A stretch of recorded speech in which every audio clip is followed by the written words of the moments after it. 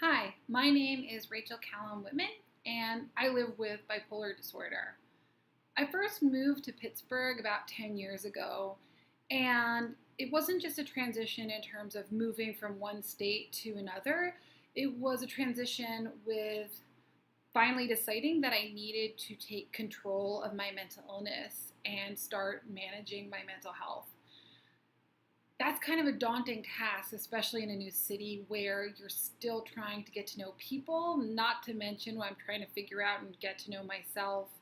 And luckily, I met with Sally Jo Snyder of the Consumer Health Coalition, and honestly, it really gave me a solid foundation. The Consumer Health Coalition works with countless marginalized groups and people, and it opens its arms to the entire Pittsburgh community, working with people who are immigrants, people with disabilities, the elderly, people who English isn't their first language, and giving them the support and resources that they can't really get anywhere else.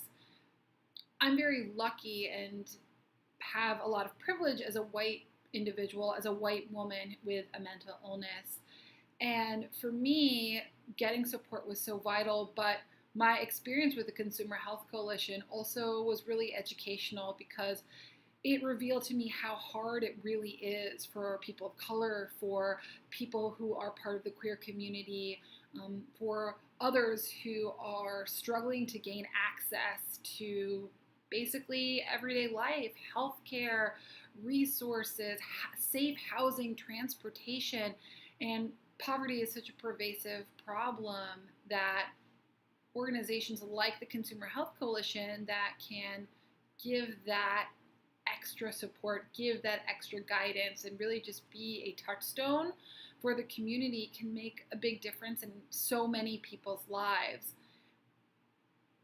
Through learning about really what advocacy meant, I was able to gain a better understanding of my own mental illness, and in doing so, it no longer controlled my life. And I try to give back now as an advocate, as a professional who is an educator, to give the opportunity I had through the Consumer Health Coalition to others so they can practice advocacy. They can learn more about how to navigate the system with the resources and support backing them up. It can be really hard to not just share your story, but to fight for your needs. And so having an ally, that makes a really big difference. And I really value the Consumer Health Coalition because they're an ally not just for myself, but also for the community at large.